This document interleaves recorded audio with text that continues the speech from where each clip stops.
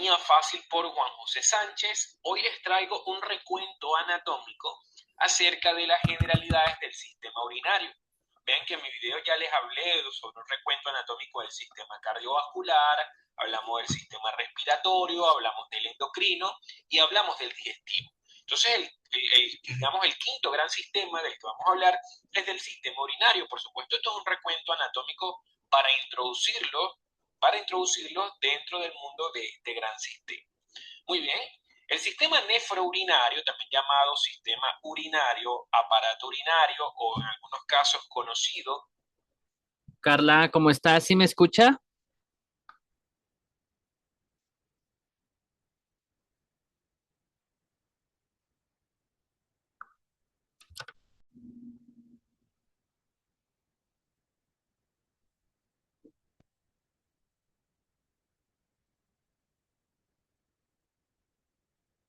Si no se llega a escuchar, me avisan. Porque, no sé.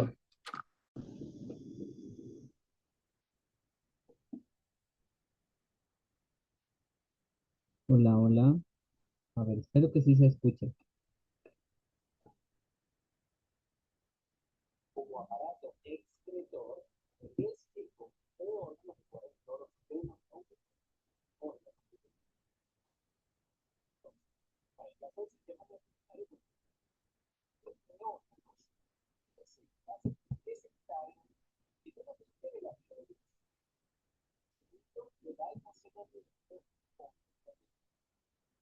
Hola, hola, ¿cómo está? Buenas tardes. ¿Sí me escucho?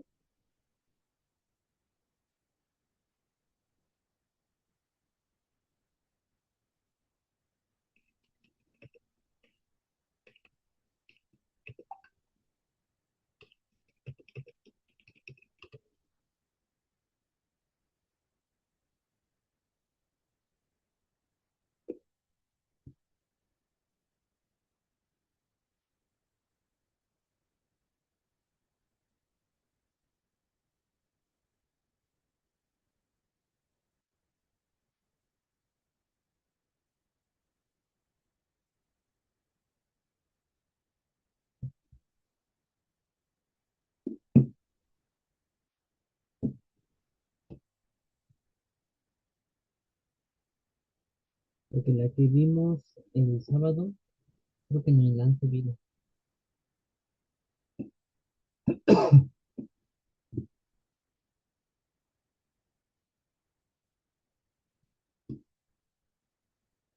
excreción. Esto es lo que hace el sistema como los riñones, que pueden tener varias funciones aparte de la función de orina. Pero digamos que esto es de lo que se encarga este gran sistema. ¿Y qué es la orina en sí? ¿Por qué nosotros necesitamos deshacernos de la orina? Simplemente la orina no es más que un líquido. Grammarly, when you're writing a research paper and need to make sure your citations are solid, que se forma por un ultrafiltrado, es decir, un filtrado que se da a nivel de los riñones de la sangre. Específicamente lo que se filtra de la sangre es el plasma, porque los componentes celulares, que son los glóbulos rojos, los glóbulos blancos, las plaquetas, eso en condiciones normales no debería pasar a la orina.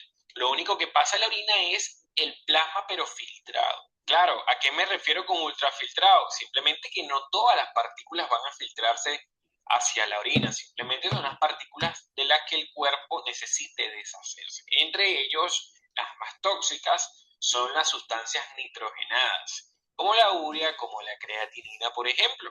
Es por ello que ustedes ven que a la hora de nosotros poder pedir o querer medir la función renal de un paciente, le pedimos dentro de los laboratorios de la química sanguínea la urea y la creatinina, ya que estas son sustancias que produce nuestro cuerpo, pero que acumuladas en grandes concentraciones es muy tóxica para el organismo y por eso el riñón se deshace de ellas. Por supuesto, si yo a una persona le hago un examen de sangre, me tiene elevada la urea y la creatinina, lo que yo tengo que pensar es que el riñón perdió la capacidad de eliminar estas sustancias a través de la orina. Por supuesto, no es la única causa del aumento de estas sustancias, pero más o menos para que vayan entendiendo esto. Entonces, la orina es la manera o una de las maneras que tiene el cuerpo para deshacerse de esos metabolitos que son tóxicos. ¿Con qué finalidad el sistema nefrourinario hace todo esto? Por lo que les estoy explicando. Simplemente estos componentes nitrogenados, no solamente ellos, también excretamos cierta cantidad de sodio, cierta cantidad de potasio y de otros minerales que cuando están en altas concentraciones en el cuerpo son eliminados a la orina. Igualmente ciertos medicamentos, ciertos metabolitos de sustancias que ya fueron metabolizadas son eliminadas, excretadas a través de esta orina. Ahora bien, ¿cómo comenzaría el recuento anatómico del sistema nefrourinario? Vamos a ver que aquí el órgano más importante, vamos a empezar desde lo más proximal hacia lo más distal o desde arriba hacia abajo, son los riñones. Los riñones son órganos pares. Si quieres ahondar aún más en qué son los riñones, cuál es su anatomía, te invito a que busques en el canal los videos de riñón 1 y riñón 2. Entonces, estos riñones son órganos pares, más o menos el tamaño de un puño cerrado, que se encuentran a cada lado de la parte más profunda del abdomen, en una zona denominada el retroperitoneo. ¿Qué función tienen los riñones? Bueno, justamente estos riñones, como reciben sangre a través de una arteria, que es la arteria renal, ellos, esa sangre que están recibiendo, aparte de nutrirse porque son un órgano, ellos la ultrafiltran el plasma. Y a través de este ultrafiltrado es que forman entonces la orina. Microscópicamente, el riñón está conformado por unas unidades denominadas las nefronas. Estas nefronas son las encargadas justamente de este ultraproceso de filtración, en un proceso de verdad que es bastante complejo, que se estudia bien en fisiología. Aparte de esta función de formación de orina que tiene el riñón, entonces no es formar la orina nada más para eliminar desechos tóxicos, también de acuerdo a la cantidad de líquido que yo, digamos, le aporte a la formación de orina, voy a disminuir la volemia y por ende el riñón se encarga también de regular los líquidos corporales. Si tenemos exceso de líquido en el cuerpo, los riñones lo van a tratar de eliminar, y si nos falta, más bien los riñones ahorran y deciden no formar orina. ¿Okay? Entonces tiene que ver también con el equilibrio hídrico del cuerpo, también con el equilibrio electrolítico, porque ciertos electrolitos como sodio, potasio, magnesio, calcio pueden excretarse en la orina cuando están en grandes concentraciones y pueden dejar de excretarse en la orina cuando más bien estamos en carencia, porque el riñón trata de ahorrarlos. También vamos a ver que el riñón tiene una función endocrina importante, primero con la activación de la vitamina D por una vía enzimática, y segundo, produce una importante hormona llamada la renina. ¿Okay?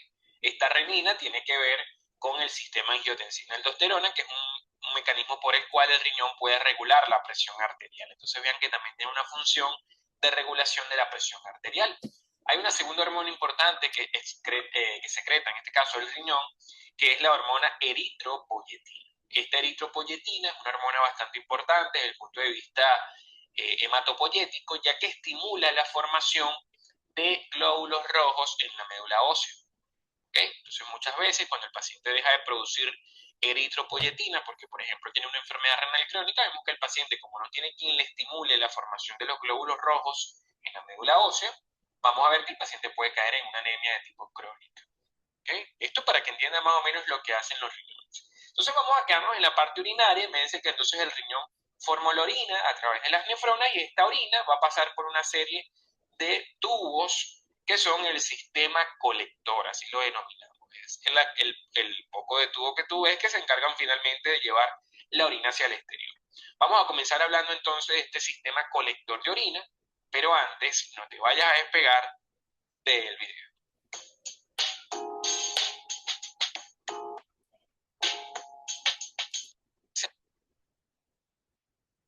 Welcome to Vogue College of Fashion. Se le das clic y quedas suscrito a los más de 320 videos anatómicos que hay en el mismo. Seguimos haciendo cada día, probablemente cuando veas este video ya sean mucho más de 320. Si hay algún video que no consigues en el canal, me lo escribes en los comentarios, que siempre los leo y los tomo en cuenta a la hora de la realización de los mismos. No olvides también escribirme desde qué país me estás viendo y desde qué universidad me ves. Nos habíamos quedado hablando del sistema colector. Este sistema colector empieza con unas estructuras que tienen una forma realmente de copa, que por eso le denominamos cáliz. Entonces las primeras que captan la orina que viene procedente de las nefronas, por así decirlo, son las cálices menores. Estas cálices menores son de 7 a 14 por cada riñón, y tienen realmente una forma de copa. Ahora, ¿qué va a pasar? Estas cálices menores comienzan a unirse entre ellas, se comienzan a unir para formar unas copas más grandes que recogen la orina, entonces que vienen trayendo las cálices menores. Estas copas más grandes son las cálices mayores, son pocas por cada riñón, no vamos a encontrar generalmente más de 5, 6 cálices renales, pueden ser de 3 a 5, de 3 a 6 cálices mayores renales específicamente.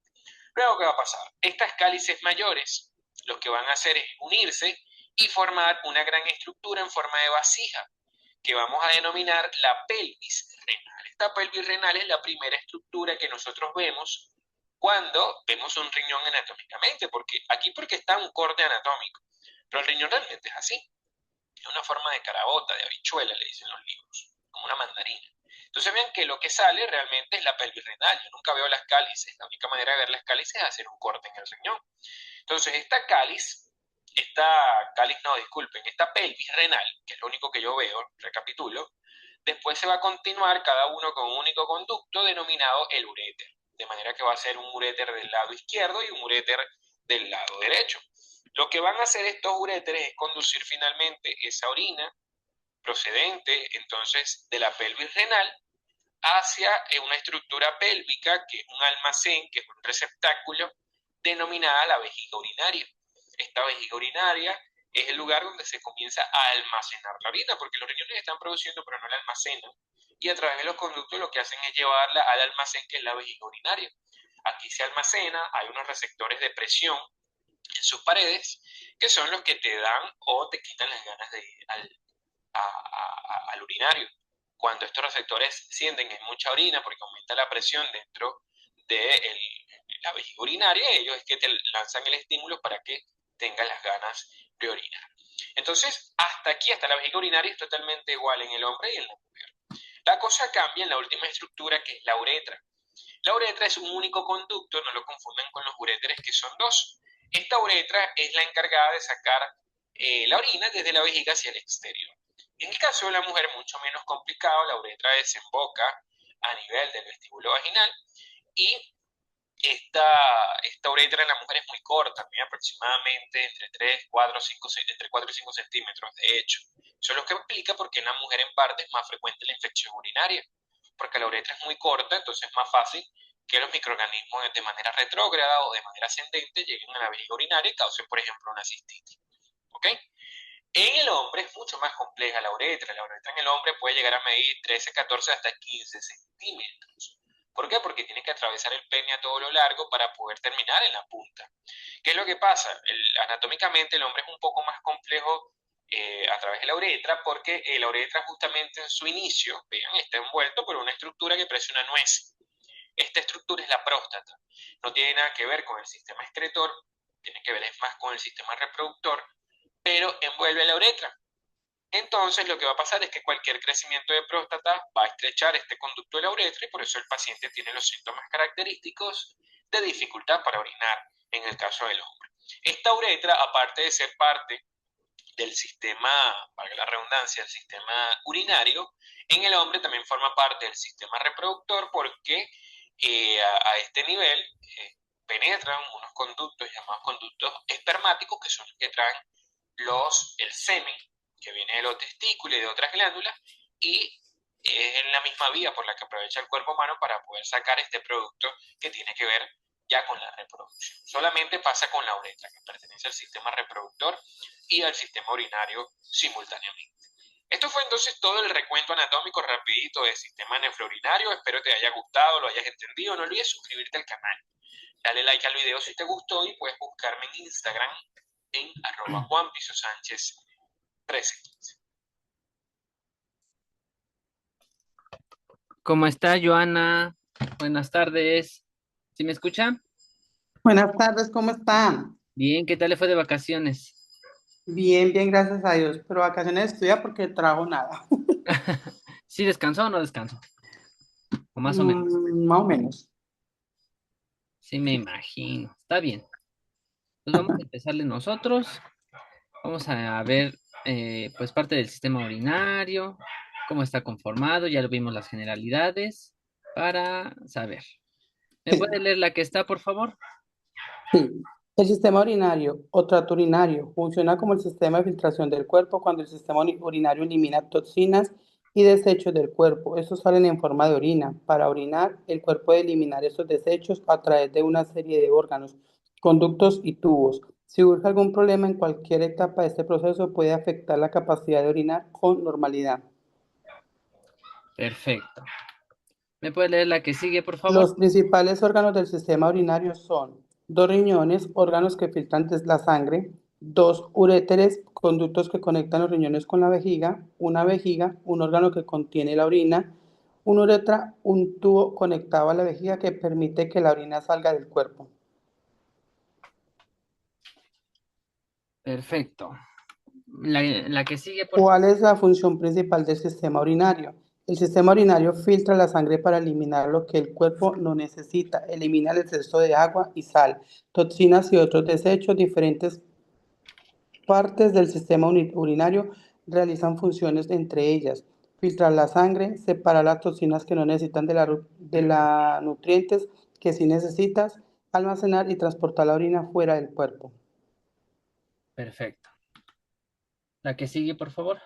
Los riñones son dos órganos en forma de frijol, cada uno aproximadamente del tamaño de un puño. Están ubicados justo debajo de la caja torácica, costillas, una a cada lado de la columna vertebral.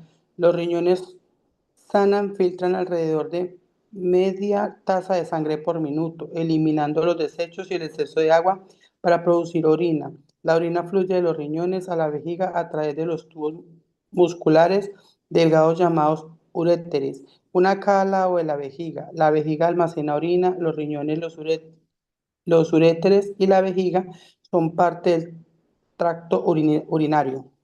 Perfecto. Entonces, los riñones, haz de cuenta que parecen pues dos frijolitos, ¿no? Sí. Eh, Ellos pues prácticamente hacen la función de depurar toda la sangre y que se vayan todas las toxinas que no nos sirven, ¿no? Cuando ya empieza a haber problemas en los riñones, pues prácticamente pues toda la suciedad, por así decirlo, se vuelve a regresar a la sangre. Entonces ahí ya nos estamos dando cuenta que no está filtrando como debe de ser, a lo mejor ya no orina bien. eh, pues no se pueden pasar mil y un cosas con ellos eh, en caso de que pues no estén bien cuidados, ¿no? Sí. Aquí tenemos la anatomía. Si te das cuenta, tenemos una vena, una arteria y por adentro tenemos pirámides renales, que es donde se filtra la sangre y de ahí sale el desecho que es la orina, ¿no? Pues aquí se ve bonito y todo, pero pues prácticamente pues todo es rojo, ¿no? O sea, no se ve como que azul, rosita, no, casi todo es rojo y pues son muy pequeñitos, o sea, no hay como que estén así bien grandotes y se vea así súper bien todo, no. ¿Me puedes leer la que sigue, por favor? Sí. ¿Por qué son importantes los riñones? Los riñones eliminan los desechos y el exceso de líquidos del cuerpo. Los riñones también eliminan el ácido que producen las células del cuerpo y mantienen un equilibrio saludable de agua, sales y minerales como sodio, calcio, fósforo y potasio en la sangre. Sin este equilibrio es posible que los nervios, los músculos y otros tejidos en el cuerpo no funcionen normalmente. Los riñones también producen hormonas que ayudan a controlar la presión arterial, producir glóbulos rojos, enlaces externos del NIH, mantener los huesos fuertes y saludables. Perfecto. Norma, ¿cómo está? Buenas tardes. A ver si me escucha. Sí, buenas tardes, buenas tardes. ¿Qué tal Perdón por sus la demora, vacaciones? pero eh, pues yo hubiese querido más, ¿verdad? Pero pues no se puede. Pero bien, bien, bien, bien. Perfecto. Afortunadamente bien. Eso Pero es ya bueno. estamos hoy incorporándonos. Perfecto. ¿Me lees la diapositiva que está, por favor? Sí, ¿cómo funcionan los riñones? Cada uno de los riñones está formado por aproximadamente 1 millón de unidades de filtración llamadas nefronas. Cada nefrona incluye un filtro llamado glomérulo y un túbulo. Las nefronas funcionan a través de un proceso de 2 pasos. El glomérulo filtra la sangre y el túbulo devuelve las sustancias necesarias a la sangre y elimina los desechos. Perfecto. La que sigue, Norma, por favor. Sí, Cada nefrona tiene un glomérulo que filtra la sangre y un túbulo que devuelve las sustancias necesarias a la sangre y extrae los desechos adicionales. Los desechos y el exceso de agua se convierten en orina. A medida que la sangre fluye hacia cada nefrona, ingresa en una agrupación de diminutos vasos sanguíneos. El glomérulo, las finas paredes del glomérulo permiten que las moléculas más pequeñas, los desechos y los líquidos, en su mayoría agua, pasen al túbulo. Las moléculas más grandes, como las proteínas y las células sanguíneas, permanecen en el vaso sanguíneo. Perfecto. Adelante. Un vaso sanguíneo fluye al lado del túbulo. A medida que el líquido filtrado se mueve a lo largo del túbulo, el vaso sanguíneo reabsorbe el 99% del agua, junto con los minerales y nutrientes que el cuerpo necesita. El túbulo ayuda a eliminar el exceso de ácido de la sangre. El líquido restante y los desechos en el túbulo se convierten en orina. La sangre fluye hacia el riñón a través de la arteria renal. Este vaso sanguíneo grande se ramifica en vasos sanguíneos, cada vez más pequeños hasta que la sangre llega a las nefronas.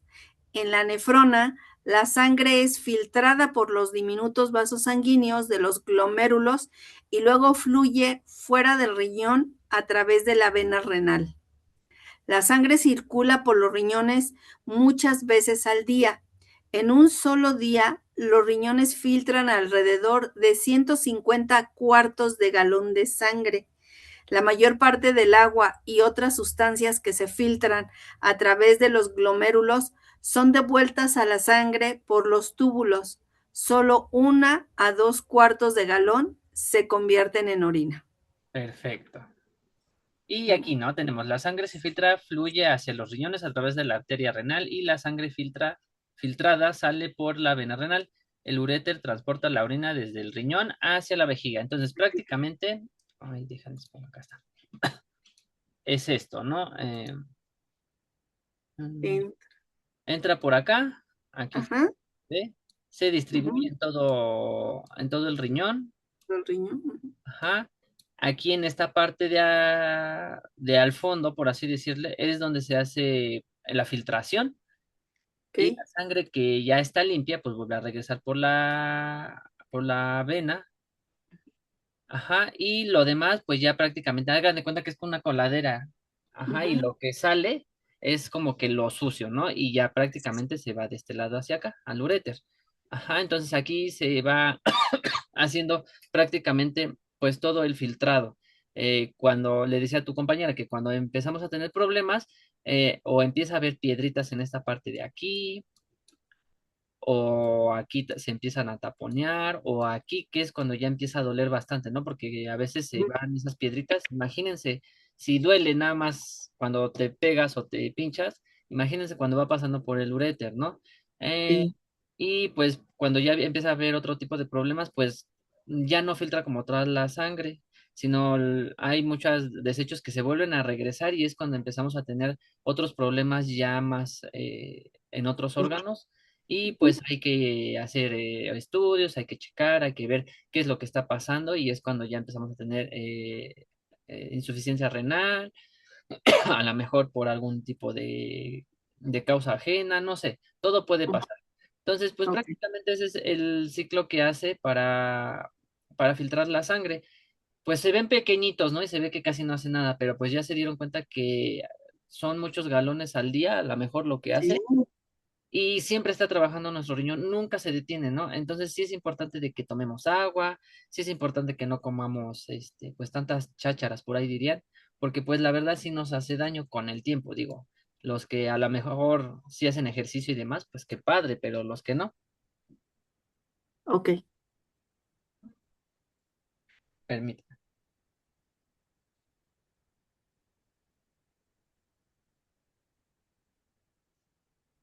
Entonces, pues prácticamente es eso. ¿Dudas con esto? Les voy a poner un No. ejemplo del riñón para que esté como que más,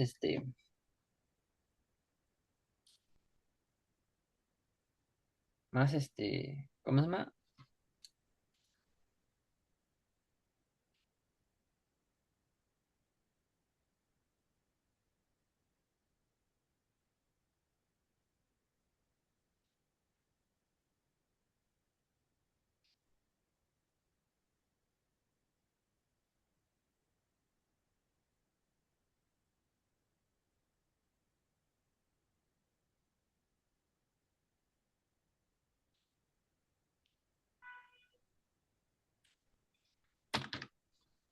Mm,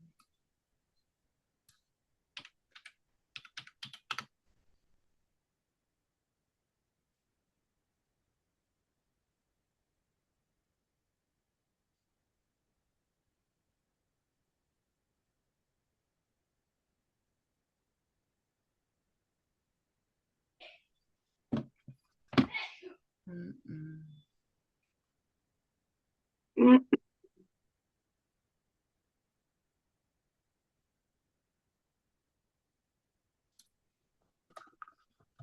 ¿Cuál es la forma más rápida y divertida de aprender anatomía y fisiología? ScanHub. Deja que te lo enseñe. Hola, ¿qué tal? Me es un gusto en saludarles y presentarles el siguiente video de anatomía del riñón. Esto es un órgano que es bastante largo de explicar desde el punto de vista anatómico, es por eso que decidí dividirlos en dos videos. Esta primera entrega, que hablaremos de las generalidades, hablaremos de la fascia renal y hablaremos de las relaciones anatómicas más importantes. Luego en la parte 2 hablaremos ya de cosas más profundas de la ultra, o mejor dicho, de la macroestructura del riñón, del pedículo y de las cositas que nos falten hablar en este video. Sin embargo, no tocaremos para nada la irrigación ni el drenaje venoso en estos videos de riñón. Para ello dediqué un video aparte llamado o titulado Arteria y Vena Renal, donde explicaré esta arteria y esta vena porque tienen un recorrido anatómico muy particular y por eso cabe, digamos, hablar en un video solamente de ellos. Sin más nada que agregar, vamos a comenzar hablando entonces de los riñones. Estos riñones también usado mucho el adjetivo ren o el adjetivo nefro para referirnos a ellos, son órganos pares, lo primero que tenemos que saber. Sin embargo, podemos vivir con uno solo. Muchas veces encontramos incluso algún riñón supernumerario, pero por lo menos deberíamos tener uno para poder vivir. La ausencia de riñones es incompatible con la vida, ya que la función de ellos básicamente es hacer un ultrafiltrado del plasma. Tienen muchísimas funciones, pero esta es una de las más importantes, y a través de ese ultrafiltrado del plasma formar orina. Es por eso que pertenece al sistema excretor, al sistema genitourinario. Sin embargo, él también produce hormonas y hasta se le puede considerar un órgano endocrino. Lo siguiente que tenemos que saber de riñón es que son órganos retroperitoneales. Más adelante les explicaré un poquitico más o menos en qué consiste este término de retroperitoneo. Sin embargo, ya hay un video de mi canal donde yo aclaro muy bien qué es retroperitoneo. El video de hecho tiene ese título, los invito a que lo vean. Estos riñones, a pesar de ser órganos pares, son órganos que tienen cierta diferencia uno de otro. A pesar de que lo vemos ligeramente igual, generalmente, o mejor dicho, en la mayoría de los casos, el riñón izquierdo es un poco más voluminoso, con esto me refiero a más grande que el riñón derecho. Esto se debe a que hay una diferencia en el drenaje venoso de la vena renal izquierda, que bueno, aclararé en el video de arteria y vena renal. Pero quiero que sepan que el riñón izquierdo generalmente es más grueso, más voluminoso, mientras que por su parte el riñón derecho suele ser más pequeño. Ahora, con respecto a la posición, se dice que los riñones más o menos están, cuando una persona está de pie, entre la vértebra L1 y la vértebra L3. Sin embargo, los autores anatomistas, como es el deber ser, describen los modelos anatómicos con cadáveres, y en los cadáveres relaja el diafragma asciende y con ello asciende el riñón, y es por eso que se puede encontrar incluso un nivel vertebral más alto, comenzando más o menos a nivel de D11 o hasta en D12 y llegando hasta L2. Pero clásicamente una persona viva de pie entre L1 y L3. Algo también distintivo entre ambos riñones es que el riñón derecho generalmente es más bajo. Generalmente me refiero a la mayoría de los casos. Y esto se debe probablemente a que el hígado es un órgano que está muy voluminoso aquí en este cuadrante superior derecho del abdomen y que le hace mucha presión en el desarrollo al riñón derecho, y por eso él está más abajo que el riñón izquierdo. Conociendo entonces estas, digamos, variaciones entre ambos riñones, vamos a comenzar a hablar de ellos. Fíjense que tienen una longitud de largo, son mucho más largos que anchos, de aproximadamente 13 a 14 centímetros. De ancho, en su parte más ancha, puede llegar a medir entre 7 y 8 centímetros, y en sentido anteroposterior, este es un corte transversal. Para que entiendan, esto es anterior, esto es lateral, esto es posterior y esto es medial. Entonces, en sentido anteroposterior tiene digamos, una longitud de entre 3 y 4 centímetros. Ven que varía un poquitico en lo que es el tamaño. Más o menos el peso es entre 125 a 155 gramos. Clásicamente, cuando describen los riñones, lo describen como que tienen una forma de caraota, así le decimos en Venezuela, pero los libros, como son un poquito más latinizados, más boricua, le dicen habichuela. Pero más o menos una habichuela, una caraota, un grano, un frijol, no sé cómo le dirán en su país. Lo más, digamos, superficial que encontramos en el riñón es la famosa cápsula renal. Esta cápsula renal es una estructura que, digamos, conforma la capa más externa del riñón. Es muy fácil separarla del riñón, sobre todo cuando el riñón está sano, pero cuando es un riñón que está enfermo por alguna patología, generalmente esta cápsula se adosa a él y es muy difícil separarla. En el siguiente video hablaremos ya de los cortes de riñón que encontramos adentro del riñón. Vamos a quedarnos aquí con que su capa más externa corresponde justamente a esa cápsula renal. Ahora, estos riñones son órganos que están adosados a la pared posterior del abdomen. Sin embargo, ellos no son totalmente verticales. Ellos se dicen que siguen el eje del psoas mayor. De hecho, ellos están un poquitico adosados al músculo psoas mayor. Si usted ve el psoas mayor, vean que ligeramente es oblicuo. Y los riñones realmente son así. Si vemos esta imagen, vemos que ellos se dirigen de arriba a abajo. Primero, así va el eje. Se dirigen desde medial, o sea, desde adentro, hasta lateral, o desde interno a externo, como le quieran decir, y además de eso, se dirige desde posterior hasta anterior. Es por ello que los polos superiores son más posteriores que los polos anteriores. Además de eso, los polos superiores están más cerca que los polos inferiores entre sí. La distancia entre polo superior y polo superior del riñón se dice que es de 6 a 7 centímetros, mientras que la distancia entre polo inferior y polo inferior es hasta de 13 centímetros. Entonces, más o menos para que vean cómo el riñón se dispone oblicuamente en esa retroperitoneal. ¿Cuántas caras va a tener el riñón? Bueno, el riñón va a tener dos caras. Una cara que estamos viendo aquí, que sería la cara anterior. ¿Cuánto pagas de tu tarjeta de crédito cada mes? ¿El mínimo o el total? El mínimo es lo que me alcanza. Ahí está el problema. El mínimo genera intereses sobre el resto. El total, que es bastante convexa, un poquitico convexa hacia anterior y hacia afuera. Y más o menos similar a la cara anterior sería la cara posterior. Luego va a presentar dos bordes, un borde medial o interno, que es el que mira hacia la columna vertebral y que tiene una forma de escotadura, realmente una forma cóncava, un hundimiento que parece huequito que tiene la habichuela, por eso que lo comparan tanto con ella. Y tiene un borde externo o lateral, que sería lo contrario, más bien este borde es convexo y es mucho más largo que el borde interno. Además de tener dos caras, dos bordes, va a presentar dos extremidades también llamadas polos. Una extremidad superior, que es la que está en contacto con la glándula suprarrenal. Eso es una glándula del sistema endocrino que es como un gorrito, eso es como una gorra para el riñón. Y tendríamos un polo inferior, que es el que está más que todo en contacto con el psoas mayor y con el músculo cuadrado lumbar, que lo vamos a ver ahorita. Y este polo inferior también es llamado, por algunos autores, extremidad inferior. Con respecto al borde interno o borde medial, vemos aquí que aparentemente en ese lugar es en donde penetran y salen las estructuras hacia el riñón. Y si usted más o menos está familiarizado con los términos anatómicos, debe saber que el lugar de un órgano por donde entran y salen sus estructuras es denominada el ilio. Entonces esa zona la denominamos el ilio renal, se encuentra justamente en ese borde medial. Pero el riñón es particular porque vean en este corte que hicimos cómo el ilio, que es la entrada nada más, lleva una fosa, lleva un hueco en las profundidades del riñón. Ese hueco o fosa que está en el fondo del ilio es el famoso seno renal el cual explicaremos en el siguiente video de riñón 2. Por eso es que tienen que ver los dos para que puedan entender completamente el riñón. Entonces hasta ahora vamos a quedarnos con que en la entrada o ilio se encuentran en ese borde medial o borde interno, en este corte transversal. Esta zona aquí aproximadamente sería el ilio y todo esto que me lleva hacia el fondo sería el seno renal. Para terminar esta parte del video vamos a hablar de la fascia renal, que esta fascia, bueno, conocida mundialmente con el epónimo de fascia de Gerota. Imagínense ustedes, esta fascia renal o de Gerota envuelve externamente el riñón. Habíamos estudiado que el riñón tenía su cápsula, que aquí la podemos ver, que está en su parte más externa. Pero por fuera de ella tenemos la fascia renal. Y por fuera de la fascia renal, fíjense, tenemos el peritoneo parietal, que es el que hace que este órgano sea retroperitoneal de paso.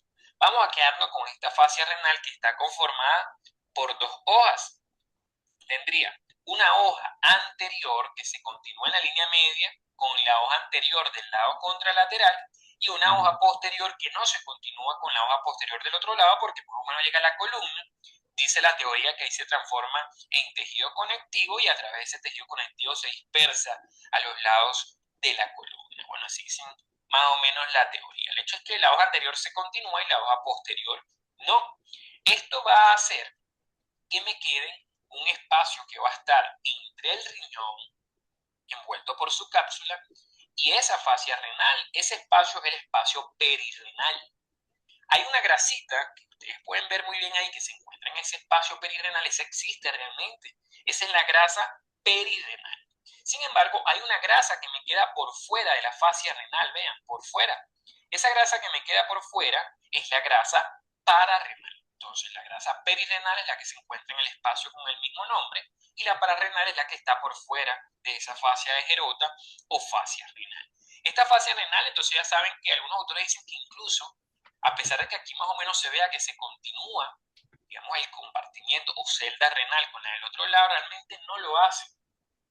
La mayoría de los autores dicen que no hay comunicación entre un espacio renal y el otro, a pesar de que en teoría la fascia renal la lámina anterior deja un espacio por donde sí aparentemente se comunica, pero ese espacio no permite por tejido conectivo que haya comunicación real entre ambas partes de la fascia renal. Sin embargo, ambas celdas renales sí llegan hasta abajo, hasta la pelvis. De hecho, por eso es que una infección renal una pielonefritis puede llegar rápidamente hacia la porción pélvica. En la parte superior, aquí vemos este corte, más o menos para que lo entiendan, es un corte sagital a nivel de hipocondrio derecho. Aquí está el colon transverso, vemos el hígado. Este es el área de no del hígado, esta es la pared posterior del abdomen y este es el riñón. Ahí se puede ver muy bien el riñón envuelto por la fascia renal, una lámina anterior y una posterior. Vean como la lámina anterior y posterior son abiertas abajo, por eso es que les dije que fácilmente puede diseminarse una infección de riñón hacia abajo. Pero hacia arriba sí ambas se unen por encima de la glándula suprarrenal. De hecho, la glándula suprarrenal queda envuelto junto con el riñón dentro de la fascia renal.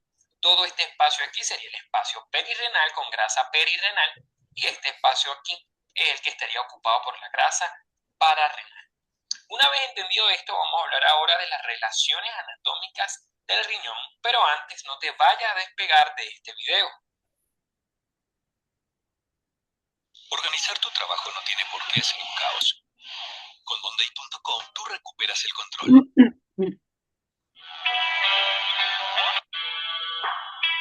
57.000 suscriptores, importante el canal, más de 160 anatómicos, mucha anatomía.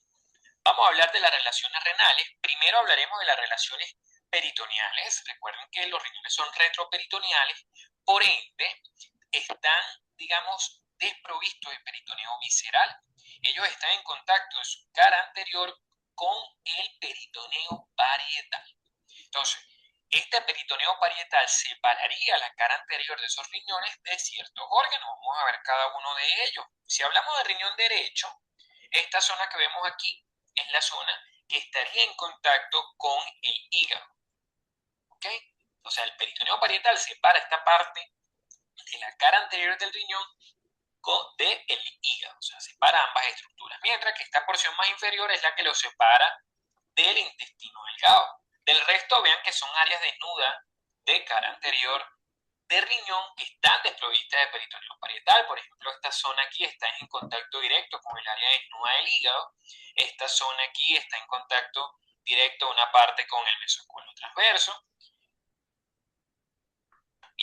Pasamos ahora al riñón izquierdo. El riñón izquierdo, vean que tiene tres prácticamente islas o islotes de peritoneo parietal. Esta que es la superior, digamos, derecha, es la que está en contacto con el estómago. Esta superior izquierda es la que estaría en contacto con el vaso, mientras que esta inferior, fíjense que es la que estaría en contacto con las asas del intestino delgado. Del resto aquí encontramos el ligamento esplenorenal. Aquí parte de la raíz del mesocolon transverso y aquí, bueno, estaría en contacto directo con el colon descendente y aquí con el colon ascendente. Estas son las relaciones peritoneales que son un poco más cortas. Vamos a hablar de las relaciones ahora viscerales. ¿Con qué órganos en sí se relaciona el riñón? Primero hablando del polo superior, fíjense que ese polo superior, bueno, eso está envuelto por la glándula suprarrenal. Eso es una estructura indivisible, eso está junto uno con el otro. Ambos incluso envueltos adentro por la fascia renal. El polo inferior por su parte, está en contacto realmente con el músculo psoas mayor, hacia afuera con el músculo cuadrado lumbar. Fíjense usted algo interesante que lo leí específicamente en la target. Dicen que los polos superiores del riñón, el del derecho, está en relación con la vena cava inferior. Se los digo, en los atlas realmente no se muestra esa relación y realmente en un cadáver en vivo nunca me he puesto yo a ver si realmente eso pasa así, pero no pareciera de acuerdo a los atlas. Pero le digo que la target texto habla de esa relación del polo superior del riñón derecho y bueno, es importante que ustedes la tomen en cuenta. Con respecto a esos polos inferiores, recuerden que realmente uno está más abajo que el otro, el derecho generalmente está más abajo, pero esto más o menos corresponde con la apófisis transversa de la vértebra L3. Casi siempre se corresponde con esa vértebra. Ahora, ambas caras anteriores, vamos a comenzar primero con el riñón derecho, tienen relaciones viscerales.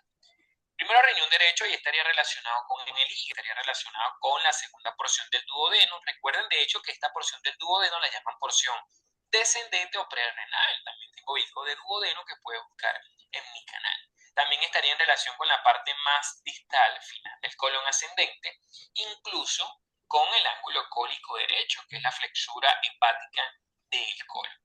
También en esta parte inferior, debajo de este marco colónico, estarían las asas de intestino delgados también en relación a la cara anterior, que vean que aquí medio es que se ve la cara anterior del riñón derecho. Todo este espacio que usted ve aquí es la famosa bolsa hepatorenal o espacio subhepático, que es una división de la gran cavidad peritoneal. Tienes que leer también gran cavidad peritoneal. Es que el riñón tú no lo puedes estudiar si no te conoces la anatomía visceral del abdomen. Es difícil que lo vayas a entender.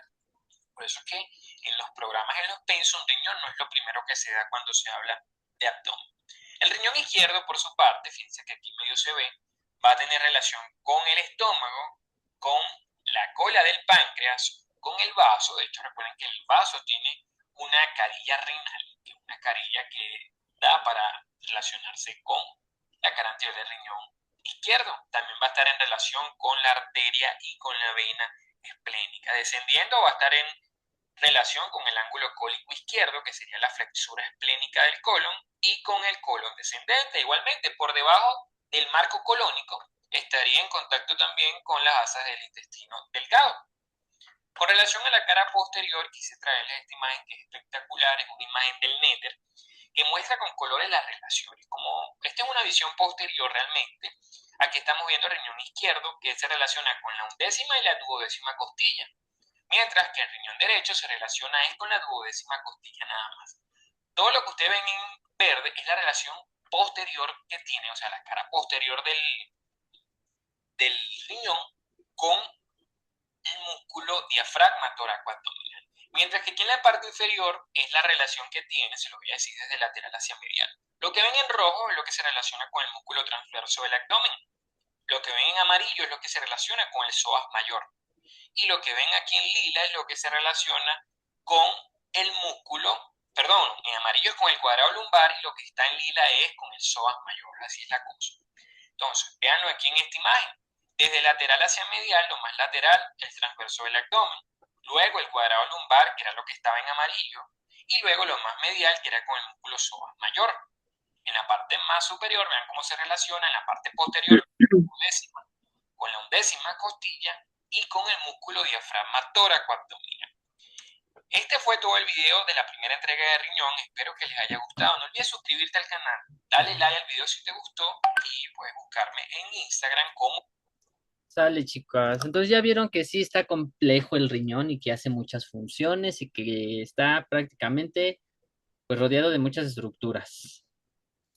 Sí, está larguito. Sí, está larguito. Sí. Después les mando, bueno, se les voy a mandar los videitos si quieren para que después lo vuelvan a ver si tienen dudas o si quieren como que reafirmar lo que ya habíamos visto. Darle repasadita, sí. Sí. Ujú. Norma, ¿me puedes leer el que está, por favor? Sí, los uréteres son estructuras bilaterales musculares y tubulares responsables de transportar la orina desde los riñones a la vejiga urinaria para almacenamiento y posterior excreción. Luego de que la sangre es filtrada en los riñones, el filtrado pasa por una serie de procesos de reabsorción y exudación a través de los túbulos contorneados. Perfecto.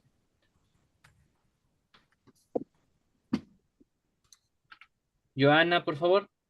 Sí. El líquido resultante pasa a los túbulos colectores desde donde la orina pasa por los cálices renales a la pelvis renal, que marca el inicio de los uréteres. La vascularización de los mismos proviene directa e indirectamente de la aorta abdominal. Los uréteres son tubos musculares en forma de S que transportan la orina desde los riñones hasta la vejiga urinaria. Cada uréter mide aproximadamente 25 centímetros de largo. En su origen renal, pelvis renal, son más anchos y van estrechándose progresivamente mientras ingresan a la vejiga urinaria en la concavidad de la pelvis menor. Basada en su trayecto, los uréteres presentan dos porciones, una porción abdominal y otra pélvica. Perfecto. Y aquí tenemos lo que ya habíamos visto en el video, ¿no? El riñón, la arteria, la vena, la aorta abdominal, la arteria mesentérica, porción abdominal del uréter, vena ovárica, arteria ilíaca. Eso va a depender si es hombre o es mujer, ¿no? Aquí lo están poniendo todo junto para no hacer dos esquemas. Arteria ovárica, arteria ilíaca interna, arteria ilíaca externa, porción pélvica del uréter, vena ilíaca interna, ovario, uréter, vejiga urinaria. Ajá. Igual, pues va a depender si es hombre o si es mujer, pues el uréter va a cambiar. Norma, por favor. Sí. Los uréteres dejan los riñones posterior a los vasos renales. Ambos uréteres pasan inferiormente por la cara abdominal del psoas mayor junto con el nervio genitofemoral por detrás y los vasos gonadales por delante. A medida de que el uréter derecho transcurre hacia la vejiga, este toma un trayecto posterior al duodeno y más abajo entra en cercanía con ramas de los vasos mesentéricos superiores. El uréter izquierdo, sin embargo, transcurre lateralmente los vasos mesentéricos inferiores y subsecuentemente entra en cercanía con las ramas. Eventualmente los vasos dejan el psoas mayor en la bifurcación de las arterias ilíacas para entrar a la pelvis menor. El uréter perfora, es que tengo un cuadro aquí que no puedo quitar.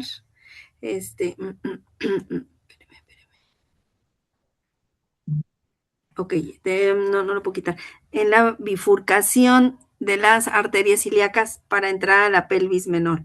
El uréter perfora La pared de la pared de la vejiga urinaria en dirección lateral a medial y de posterior a anterior. Es decir, su entrada posee dirección oblicua, formando el orificio ureteral en la vejiga urinaria de la unión uretero-vesical. Perfecto. Joana, por favor. Sí. Los uréteres cuentan con una red expansiva de anastomosis. para vascularización y para drenaje venoso a lo largo de su extensión. En la terminación proximal reciben irrigación por parte de la rama ureteral de la arterial renal. Existen contribuciones de la arteria avárica, arteria testicular en los hombres, como de la rama uteral de la aorta abdominal, que irrigan el segmento medio del uréter. La porción la porción distal recibe irrigación por parte de las ramas ureterales de las arterias vesicales superior e inferior. Son drenados por sus venas acompañantes. Perfecto. Norma, La vejiga es un órgano que recolecta orina luego de que ésta haya sido filtrada por los riñones, donde los iones son reabsorbidos según la demanda fisiológica a través de mecanismos de retroalimentación encontrados en el organismo y en las nefronas de los riñones, como en la mácula densa. perfecto. Joana, A modo general, la vejiga es un órgano hueco, muscular, elástico, distensible y con forma de pera que se sitúa en el piso pélvico. Recibe la orina a través de los uréteres, tubos gruesos derivados de ambos riñones que van hasta la porción superior de la vejiga. La orina es recolectada en el cuerpo de la vejiga y finalmente es excretada por la uretra. El fondo es la base de la vejiga, formando por una pared posterior y por el trígono visigal. Es drenada por los ganglios linfáticos externos. El trígono es la estructura que contiene el desagüe uretra de la vejiga. perfecto. Y aquí no tenemos la estructura. Si se dan cuenta, pues sí cambia un poquito más por el uréter, que en la mujer está más pequeño y en el hombre está más grande, pero pues prácticamente son las mismas estructuras que hay. Norma, por favor. Sí, mientras el volumen general de la vejiga humana puede variar de persona en persona, el rango de orina que puede ser almacenada por la vejiga ronda los 400 mililitros o 13.5 onzas hasta 1000 mililitros, que son 34 onzas, con una capacidad promedio de 400 a 600 mililitros. Los músculos de la vejiga que permiten el control voluntario de la micción son especialmente significativos en sociedades civilizadas. Existen dos caminos importantes que involucran a la vejiga. Uno, la sensación que permite que reconozcas que tu vejiga está llena y debe ser vaciada. Y dos, el control motor que permite que puedas orinar voluntariamente. Primero, como la pared vesical se estira cuando está llena o próxima a su máxima capacidad, existen señales que son transmitidas a través del sistema nervioso parasimpático para contraer el músculo detrusor. Perfecto. Joana, El músculo detrusor es una capa de la pared vesical constituida por fibras de músculos lisos que son ordenados en fascículos longitudinales, circulares o en espiral. Esta señal estimulará a la vejiga para expulsar orina a través de la uretra. Estas sensaciones dentro de la vejiga serán transmitidas al sistema nervioso central por medio de fibras oferentes viscerales generales, mientras las fibras oferentes en la cara superior de la vejiga siguen el curso de los nervios simpáticos eferentes hasta el SNC. Las fibras oferentes en la porción inferior siguen a la fibra parasimpática eferentes. Sorprendentemente, o tal vez no, un metaanálisis sobre los efectos de las diferentes posiciones de emisión en la urodinamia masculina reportó que sentarse incrementa la contracción del músculo detrusor. o sea que a los hombres debería de ser más fácil todavía hacer del baño cuando se sientan, porque no forzan el sistema. El sentarse en la taza en el baño hace que pues Se contraiga prácticamente más. ajá, se contraiga naturalmente y cuando están parados no. Entonces ahí hacemos como que un esfuerzo de más que con el tiempo pues a lo mejor puede causar algún daño. Digo, también no es que se estén aguantando cada ratito del baño, ¿no? Que también eso es malo, pero es mucho mejor sentarse que estar de pie. Ok. Norma, ¿sí? Sí, para controlar el acto de la micción voluntaria, el control motor es logrado a través de la inervación tanto de las fibras simpáticas, la mayoría surge del plexo hipogástrico y sus nervios, como de las fibras parasimpáticas, emergente de los nervios esplánicos pélvicos y del plexo hipogástrico inferior. Finalmente, existen dos esfínteres importantes por los cuales la orina debe pasar para ser excretada del cuerpo. Ambos deben ser abiertos, tanto el esfínter interno, controlado autonómicamente, como el esfínter externo, controlado voluntariamente. Perfecto. Y aquí tenemos, ¿no? Vejiga femenina y masculina. Viene siendo prácticamente las mismas estructuras, el uréter, capa peritoneal, músculo liso detrusor, eh, mucosa vesical, trígono, que es donde llega o es la unión de los dos uréteres, y ahí es donde se llega la pipí, por así decirlo, ¿no? El esfínter uretral y el suelo de la pelvis. Va a depender, si está corto, pues es de mujer, si está largo es de hombre. Ajá, entonces, pues si se dan cuenta, son las mismas estructuras, no cambia prácticamente casi nada, y el mismo sistema hace lo mismo tanto para hombre como para mujer. Ok. Joana, Sí. El sistema urinario filtra la sangre y elimina el exceso de agua y residuos de la orina. Está formado por dos riñones, dos uréteres, la vejiga y la uretra. Los riñones controlan la cantidad y la composición de los líquidos del cuerpo. Además, producen hormonas que controlan actividades del cuerpo en otros órganos. La renina, que participa del control de la presión arterial, y la eritropoyetina estimula la formación de hematíes. Cuando falla la función renal, el agua y los residuos pueden acumularse hasta niveles peligrosos, causando riesgos para la vida. Las sustancias que tienen niveles sanguíneos controladas por los riñones incluyen sodio, potasio, cloruro, bicarbonato, calcio, fósforo y magnesio. perfecto. Norma, Creatinina. La creatinina es un producto metabólico de la creatinina y la fosfocreatinina, que se encuentran ambos casi exclusivamente en los músculos. La producción de creatinina es proporcional a la masa muscular y tiene poca variación. Las mediciones de creatinina se utilizan en el diagnóstico y tratamiento de enfermedades renales y resultan útiles en la evaluación de la función glomerular de los riñones. La creatinina del suero varía en función de la edad, el peso corporal y el sexo del individuo. A veces tiene un valor bajo en individuos con masa muscular relativamente reducida y en personas de edad avanzada. perfecto. Joana, Les sigo si quieren. ¿sí? La urea. La urea se sintetiza en el hígado como el producto final del metabolismo de las proteínas y de los aminoácidos. Por lo tanto, la síntesis de la urea depende de la ingesta diaria de proteínas. Una gran cantidad de urea se elimina en la orina, reduciendo así la cantidad de urea en el plasma. La elevación del nivel de urea ocurre en el caso de descompensación cardíaca, catabolismo proteico aumentado y depleción hídrica o debido a estas causas renales.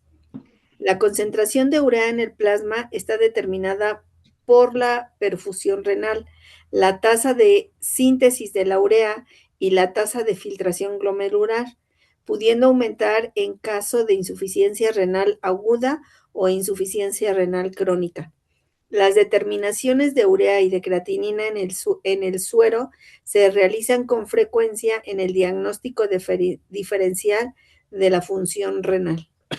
Perfecto. Les voy a poner un videito de la urea, porque pues sí tiene mucho que ver en todo esto. Ajá, y más Sí, cuando están enfermos de insuficiencia renal. insuficiencia renal. Ujú.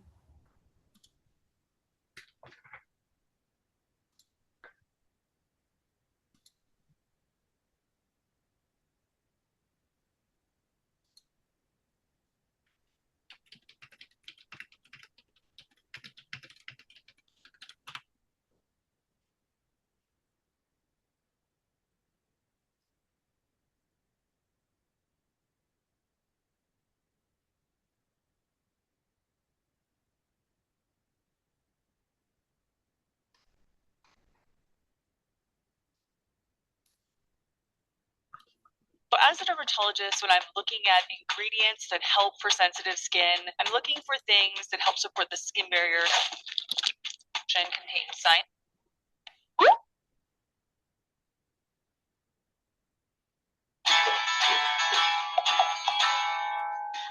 Soy Moni. Y yo soy Julio. Y bienvenidos a otro nuevo video. Como vieron en el título, vamos a platicar de... La urea, ¿qué es, para qué sirve y qué hace dentro de nuestro cuerpo? Bien, para platicarte el chisme, ya que por algo entraste a este video porque estás inquieto. Este valor en sangre, te platico. La urea es un residuo que se forma por la proteína que consumimos. Por ejemplo, Como la carne, el pescado, el pollo, entre otros. otra también fuente de proteína, también viene del lado vegetal, que son como digamos un ejemplo los frijoles, que tienen una pequeña cantidad de proteína, pero si no conocías, ese también tiene. Y también compuestos de nitrógeno creados en el hígado, que naturalmente el riñón es el encargado de filtrar todos estos componentes para mantener los valores en sangre normales. ¿Y cuáles son los valores normales en sangre? Recuerda que los valores normales varían, depende del laboratorio. En este caso, los que generalmente son los mismos son los siguientes. Los valores normales en niños es de 11 a 38. Y en adultos, de 13 a 40. Cuando la urea está muy alta en sangre y no se controla, es como una toxina tal cual. Estás todo tóxico. Y es como empiezan estos tipos de problemas. Insuficiencia renal, insuficiencia cardíaca, insuficiencia hepática o alteraciones neurológicas. Algunos síntomas de advertencia que tienes la urea alta son los siguientes. La primera es deshidratación. Sienten como una sed tremenda. De hecho, antes de que me detectaran insuficiencia renal, yo tomaba mucha agua. Eran litros y litros y litros y no sentía que tomaba tanta agua. Pero todos me decían que estás tomando mucha agua, parece radiador, me decían. Pero era una sed insaciable, no podía apagar esa sed que tenía. Sí me acuerdo muy bien, de hecho cuando empezamos nuestra relación teníamos 15 años y pues ya pasaron el tiempo realmente, ¿no? Y empezó este síntoma como cuando ya teníamos unos 7 años ya de noviazgo y yo lo veía tomando mucha agua y yo, pues está mal tomar mucha agua, o sea, si hace sed, si hace calor, pero no para tanto, o sea, de verdad eran botes de litro, así de los vasotes, y uno tras otro. Otro síntoma es fatiga y debilidad. De igual forma, pues yo me empezaba a dormir en todos lados, no era ni siquiera noche, ya estaba muy cansado, comenzaba a dormirme, pues incluso ya terminando a veces la escuela también estaba como que dormido. Sí. O cuando iba a visitar a Moni y estábamos de novios, también me quedaba dormido, a veces están platicando y pum, me quedaba dormido. Y ya, pues ya le hacían sus piojitos. Piojito, y ahí quedó. Pero pues sí, o sea, era ese síntoma. Otro síntoma es mal aliento.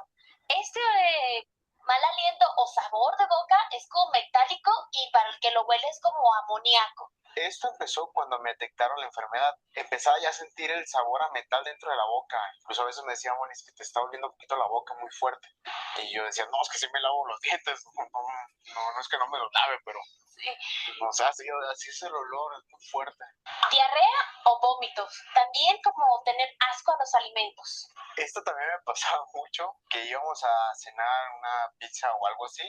Y llegaba y ya me sentía mareado, lo vomitaba, incluso unos tacos, cositas así. Ya no me daba hambre porque sentía que lo voy a vomitar, no me siento con ganas, estoy desganado. Ya era de que comida que quería y la quería vomitar, me sentía mareado, me sentía muy mal. Estos síntomas los presenté poco antes de que me detectaran bien la enfermedad. Eso no lo tengo desde hace mucho tiempo, o sea, fue poquito antes de detectarme la enfermedad. Y recuerden, cuando ya hay estos tipos de síntomas es porque ya la enfermedad está muy avanzada. Realmente esta enfermedad, la insuficiencia renal crónica, es silenciosa. Entonces, la mejor prevención que podemos tener para evitar esta enfermedad es haciendo ejercicio, tomando tu agua y hacerte estudios cada año. Es bien importante para saber cómo está tu cuerpo en general y no te agarren la sorpresa aquí con mis ojitos que nos agarran muy de sorpresa esto. Si eres nuevo en el canal, es la primera vez que ves uno de nuestros videos, te quiero compartir que yo soy paciente renal, actualmente trasplantado. Ya casi cumplo el año y todo va muy bien. De hecho, Julio estuvo 2 años, 6 meses en diálisis y todo también fue muy bien, mejoró mucho y de ahorita trasplante ni se diga la verdad. La donación de órganos es lo mejor que puede pasarle a un paciente renal. Si tú eres un hermano, una hermana, una tía, una mamá, primo, amigo, lo que sea, anímate a donar. La verdad que le vamos a dar la vida a esta personita, a este ser querido que tienes. En caso de Julio fue su hermana la que le salvó su vida. Y entonces, anímense, todo va a salir bien.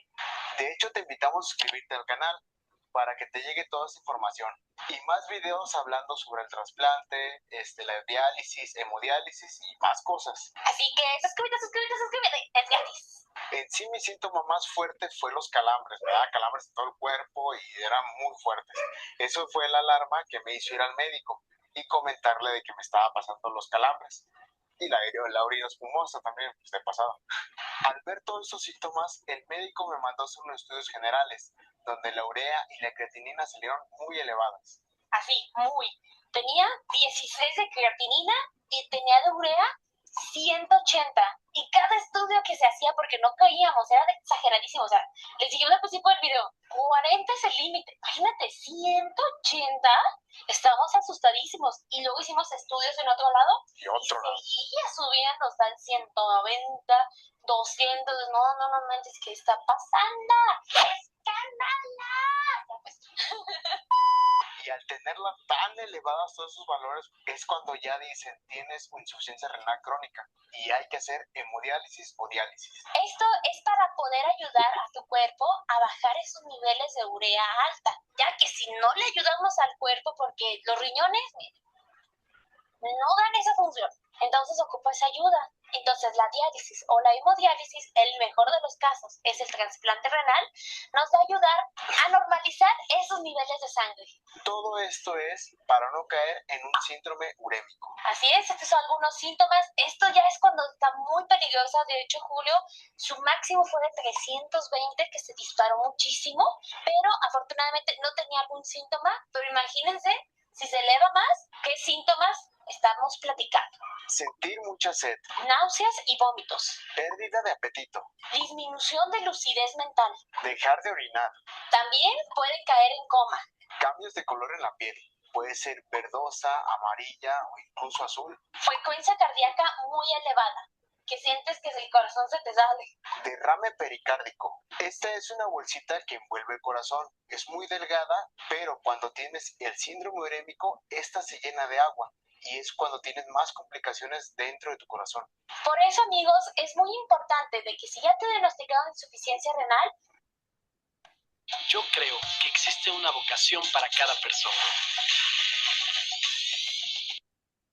ten en cuenta que ningún remedio mágico va a ayudarnos. Lo mejor es sí, mantener lo más posible alejar la diálisis, pero no es alargarla tanto.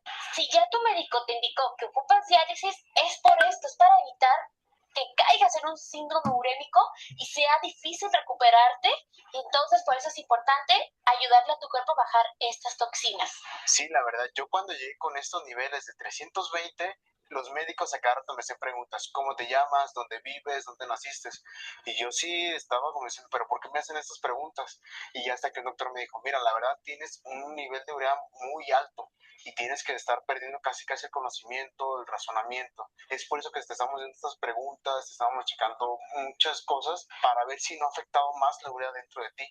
Y yo de que, wow, o sea, tienes que controlar muy bien esto, porque la verdad puede ser muy peligroso.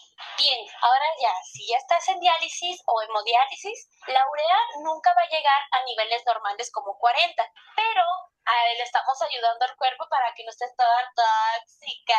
Entonces, los niveles ideales ya en un paciente en diálisis es tenerlo bajo de 130. Pues entre más bajo obviamente es mejor, ¿no? Pero 130 es el límite. ¿Cómo mantener esta urea? Esa es otra pregunta que muchos nos hacen. Recuerda que en la diálisis se va lo bueno y lo malo dentro de nosotros. Y no es como los riñones, que los riñones están encargados de separar uno por uno lo que ocupamos dentro de nuestro cuerpo. Eso, bien inteligentes. Así que también nosotros tenemos que poner de nuestra parte en las dietas. Específicamente una dieta renal. Más o menos, ya ves que este tema es súper amplio. Tenemos muchos videos hablando de este tema. Te lo dejamos... ¿Dónde está la tarjetita? Aquí está la tarjetita. Perdón. Aquí está la tarjetita. Ahí está una lista de reproducción de toda la dieta renal, entre ellos que es potasio, el fósforo, sodio y entre varios. Están ahí. Pero lo ideal es acudir con un especialista, un nutriólogo renal. ya que cada cuerpo es distinto, tu peso, tu estatura, tu masa muscular, son muchas cosas que debe de valorar muy bien tu nutriólogo. Sí, de hecho, hay que controlar el nivel de proteína. Como dijimos al principio del video, la urea es un desecho de la proteína, entonces es importante este dato. Igual, el peso, como comentó Julio. Entonces te compartimos el contacto de nuestra nutrióloga, la nutrióloga más bien de Julio. Ella es especialista en renal. Te lo dejamos en la cajita de descripción.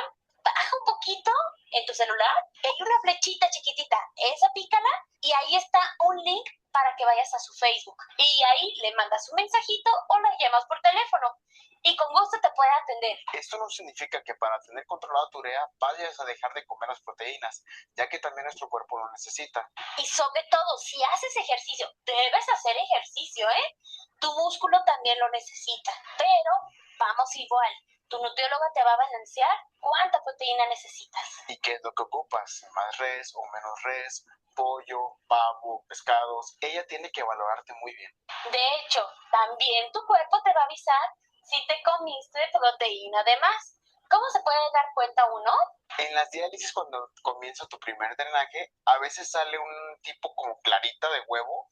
Eso son desechos de la proteína que salen en la diálisis y es cuando te delatan cuando ingeriste mucha proteína.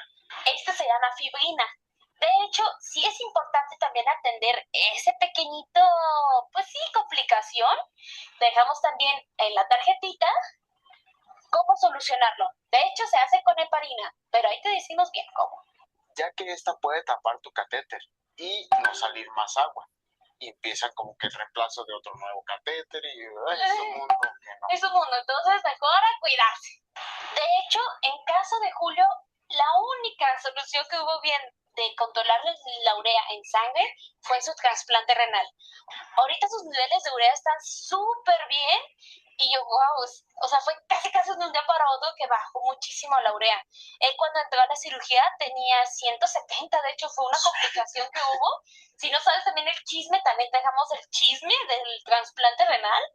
Lo tenía súper elevada, casi no lo iban a operar, pero miren, se logró y lo bajó súper rápido en el trasplante y ahorita lo mantiene súper bien.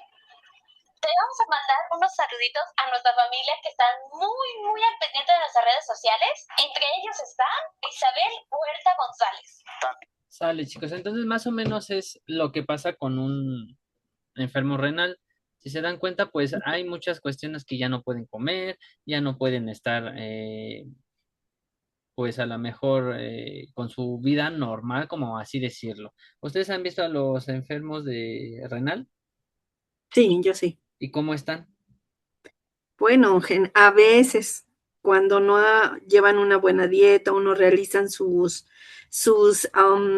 diálisis de la manera correcta, empiezan a tener edema generalizado, acumulan mucho líquido, están de color pálido, se sienten muy cansados, o sea, tienen un color como muy característico y huelen a urea. Ajá, exactamente.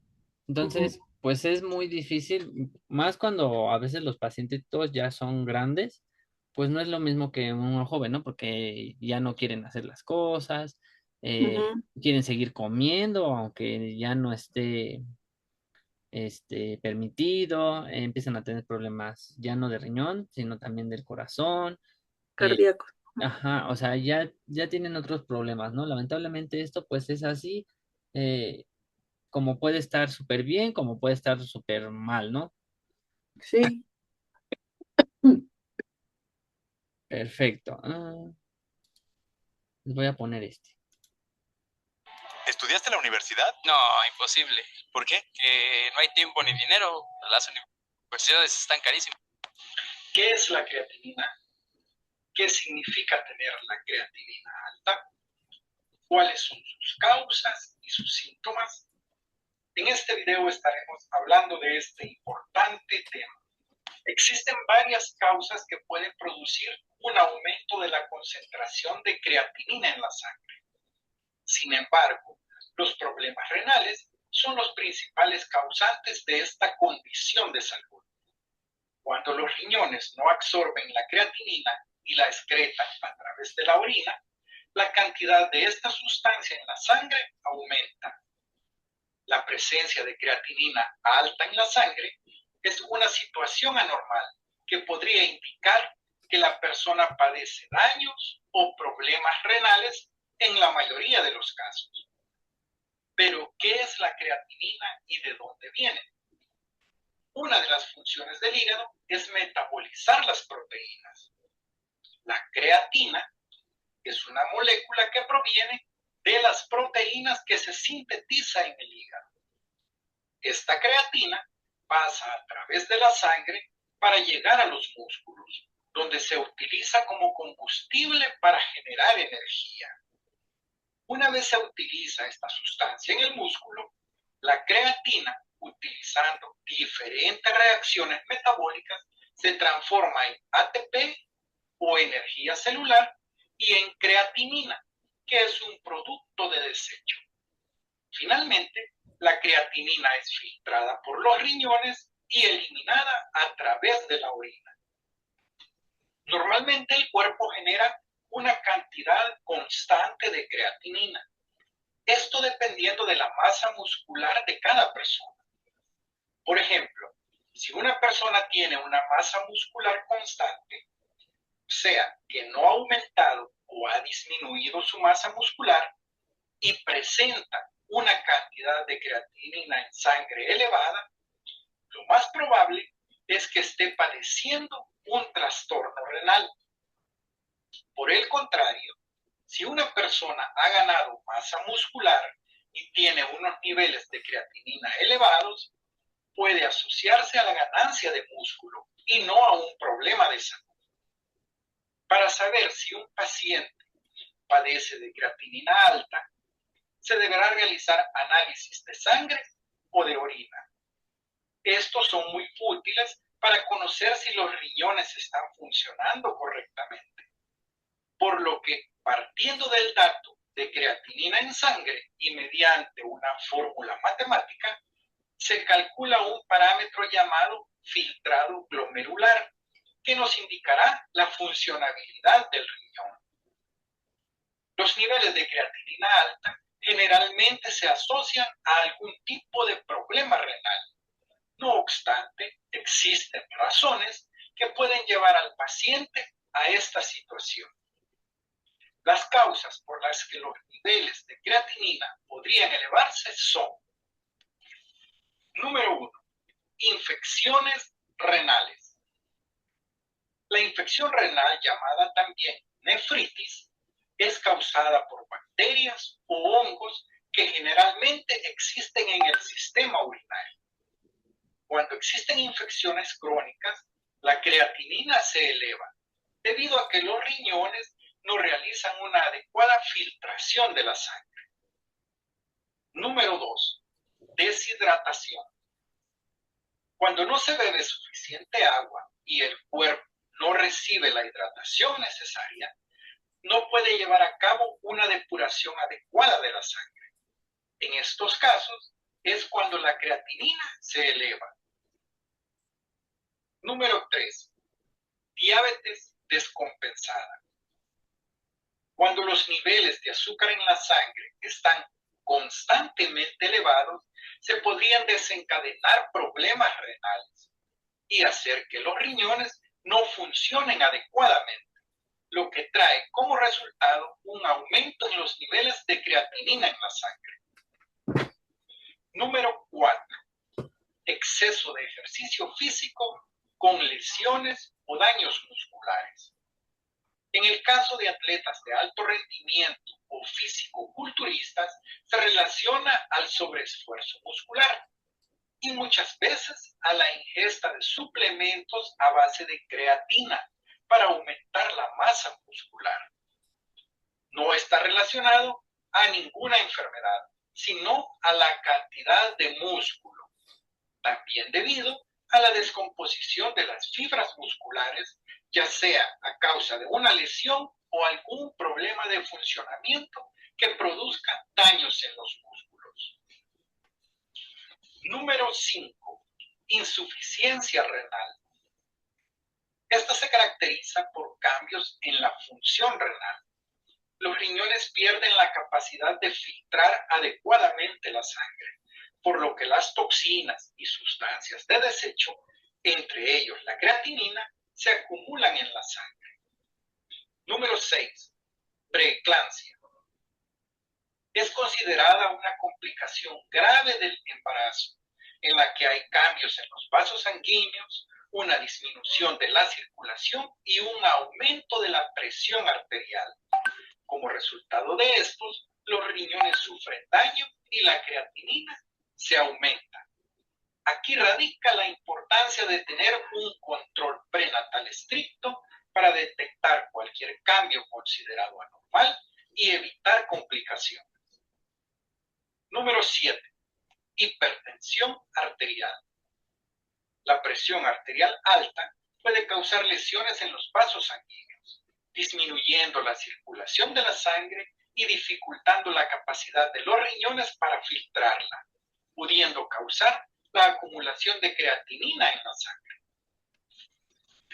Entre otras causas están hipotensión arterial, arritmias, obesidad, infecciones urinarias, anemia, edema de origen indefinido, cálculos vesicales, riñones poliquísticos, glomerulonefritis, hemorragia digestiva, la insuficiencia cardíaca congestiva, el elevado consumo de proteínas en la dieta, el crecimiento prostático en hombres, ciertos fármacos para tratar el cáncer, algunos medicamentos biológicos, ciertos antibióticos, fármacos antiinflamatorios no esteroideos, algunos diuréticos y los medios de contrastes empleados por vía intravenosa. Síntomas de tener creatinina alta. Existen algunos síntomas que pueden alertarnos que tenemos niveles de creatinina altos en sangre. Uno de los más evidentes es cambios en la orina. El color de la orina tiende a volverse cada vez más rojizo o rosado. Hay un aumento en la frecuencia urinaria o en las veces de ir a orinar. Se puede producir dolor al orinar y en algunas ocasiones también se ha detectado espuma en la orina.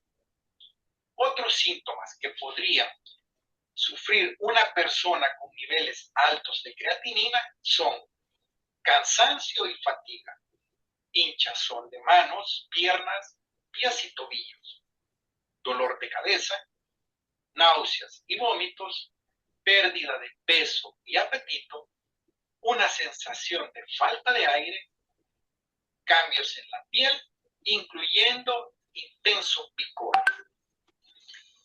Para regular los niveles de creatinina es importante seguir una serie de recomendaciones. Primero, estar bien hidratado. Idealmente debe ser en relación al peso corporal. Caso contrario, tomar como mínimo 2 litros de agua al día. Realizar ejercicio de forma moderada, pero sin exceso y evitando los suplementos deportivos a base de creatina. Llevar una dieta equilibrada en la que haya abundantes frutas, verduras, hortalizas, carnes blancas como pescado, pollo, pavo o conejo, y reducir el consumo de alimentos ricos en proteínas y purinas, como los embutidos, las legumbres o las sardinas. Si padece de hipertensión arterial, debe controlarla para que no suba de 130 sobre 80. Controlar la diabetes para evitar los estados de hiperglucemia permanente. Tomar o comer alimentos diuréticos que ayudan a eliminar toxinas, alimentos como las espinacas, los espárragos, la sandía o la remolacha. Y si utiliza medicamentos diuréticos, estos siempre deberán ser prescritos por su médico tratante. Déjanos tu comentario relacionado a este tema. Suscríbete a nuestro canal y si te ha gustado el contenido. Perfecto. Entonces, pues esas son las dos, pues ¿Cómo les podemos decir? No sé, niveles que hay que vigilar Hasta más que en un niveles que hay instituto. que vigilar más cuando hay este tipo de problemas en riñón, porque son los que alteran más el sistema. Ujú, Entonces, pues prácticamente es eso, ¿no? Norma, ok. ¿puedes leer el que sigue, por favor? Ácido úrico. El ácido úrico es el principal producto del catabolismo de purina en el ser humano. La mayor parte de la formación del ácido úrico se produce en el hígado y se elimina a través de los riñones. Los niveles de ácido úrico del organismo están determinados por el equilibrio entre la síntesis y la eliminación. La hiperuricemia se clasifica como primaria y secundaria, lo que implica la sobreproducción o la eliminación reducida. La hiperuricemia primaria se conoce también como la forma idiopática o hereditaria y está asociada a la gota. Perfecto. La hipouricemia puede resultar de la baja producción de ácido úrico, tal como ocurre en la xantinuria hereditaria y en la terapia con alopurinol. La hipouricemia puede ser causada también por el aumento de la excreción de ácido úrico renal. Perfecto. Joana, por favor. Sí. La tensión arterial o presión sanguínea es esencial para lo que la sangre pueda circular por los vasos sanguíneos y cumpla su función de llevar a todos los tejidos del organismo el oxígeno y los nutrientes que necesitan para mantener correctamente su actividad. Se puede definir como la fuerza en la que la sangre ejerce sobre las paredes de las arterias, que es más alta, presión sinfólica, cuando el corazón la bombea hacia las arterias, y más baja, presión diastólica, entre el latido y otro del músculo cardíaco. Perfecto. Norma. Tipos de tensión arterial. Normal. Los valores que determinan la normalidad pueden oscilar entre 90-60 y 130-90 milímetros de mercurio. Hipotensión o tensión baja, cuando se produce una caída de 20 milímetros de mercurio sobre los valores que tiene habitualmente. Hipertensión o tensión alta. Si se superan los 140-90 milímetros de mercurio, el envejecimiento conlleva habitualmente un aumento de la tensión arterial a causa del endurecimiento de las paredes arteriales, por lo que es muy recurrente que las personas mayores sufran de hipertensión. Prehipertensión. En una clasificación recientemente incorporada y que está determinada cuando el valor de la tensión arterial se encuentra entre 130-80, 140-90 milímetros de mercurio. La razón es que los especialistas consideran que es el momento de iniciar una vigilancia más continua de la tensión arterial y de adoptar medidas preventivas que afectan a los hábitos de vida, especialmente en lo referente a la dieta y a la práctica regular del ejercicio, así como el abandono del tabaco en caso de que sean fumadores. Perfecto. Joana. Sí. Ya voy que se me quita un cuadrito acá. Hay que tener en cuenta que los valores de la tensión arterial no se mantienen inalterables a lo largo del día, sino que sufren oscilaciones en función de diferentes factores. Esta clasificación define la existencia o no de estados patológicos. Sin embargo, hay situaciones en las que se puede producir una elevación y disminución puntual de la tensión arterial que no supone necesariamente la existencia de un problema de tensión arterial. La presión arterial alta hace que el corazón trabaje más duro y con el tiempo puede dañar los vasos sanguíneos por todo el cuerpo. Si los vasos sanguíneos de los riñones se dañan, es posible que dejen de eliminar los desechos y el exceso de líquidos del cuerpo. Entonces puede que el exceso de líquido en los vasos sanguíneos aumenten aún más la presión arterial. Es un ciclo peligroso. Perfecto. Norma. Estructura del aparato reproductor masculino. El sistema reproductor masculino está formado por el pene, el escroto, los testículos, el epidídimo, el conducto deferente, la próstata y las vesículas seminales. El pene y la uretra forman parte del sistema urinario y reproductor. El escroto y los testículos y el epidídimo, los conductos deferentes, las vesículas seminales y la próstata constituyen el resto del sistema reproductor en el varón. Perfecto. Y aquí tenemos la estructura, ¿no? La vejiga, la uretra, el pene, la vesícula seminal, próstata, conducto deferente, epidídimo y testículo. Si se dan cuenta, pues el único órgano, por así decirlo, que comparte casi igual es la uretra con la mujer, ¿sale? Nada más que aquí pues tiene doble función para la eyaculación y para la orina. Norma, ¿me puedes leer el que sigue, por favor? El pene consta de la raíz que está unida a las estructuras abdominales inferiores y los huesos pélvicos, la parte visible del cuerpo y el glande del pene, el extremo en forma de cono, el orificio de la uretra, el canal que transporta el semen y la orina, se encuentran en la punta del glande del pene. La base del glande recibe el nombre de corona en los hombres no circuncidados. El prepucio parte de la corona y cubre el glande. El pene contiene 3 espacios cilíndricos, senos llenos de sangre, de tejido eréctil. Los dos más grandes, los cuerpos cavernosos, se encuentran a un lado uno al otro, se encuentran uno al lado del otro. El tercer seno, el cuerpo esponjoso, rodea casi toda la uretra. Cuando estos espacios se llenan de sangre, el pene aumenta de tamaño y se pone rígido, o sea, erecto. Perfecto. Y aquí tenemos, ¿no? Está el cuerpo cavernoso, el cuerpo esponjoso, la uretra. Si se dan cuenta, son estructuras bastante pequeñas. Ajá. Si se dan cuenta, la uretra, pues apenas si se nota, o sea, son milimétricos los espacios. Joan. El escroto es un saco de piel gruesa que rodea y protege los testículos. Además, actúa como un sistema de control de la temperatura para los testículos, porque estos necesitan estar a una temperatura ligeramente inferior a la corporal para favorecer el desarrollo normal de los espermatozoides. El músculo cremaster de la pared del escroto se relaja para permitir que los testículos se alejen del cuerpo para enfriarse o se contrae para tirar de ellos y que se acerque más a este en busca de calor y protección. Perfecto. Esto es porque si los espermas están a alta temperatura, se mueren.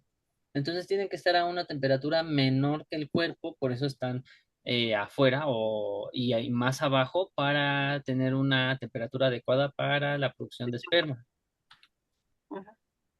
Y la anatomía del escroto. Ajá, músculo y fascia cremaster, epidídimo, capa parietal de la túnica vaginal, testículo, conducto deferente, plexo pampiniforme y cordón espermático. Norma. Sí, los testículos son cuerpos ovoides con un tamaño medio de 4 a 7 centímetros de largo y 20 a 25 milímetros de volumen en adultos. En general, el testículo izquierdo cuelga un poco más que el derecho. Los testículos tienen 2 funciones principales: producir espermatozoides que transportan la carga genética del hombre, producir testosterona, la principal hormona sexual masculina. Perfecto. Y aquí tenemos, ¿no?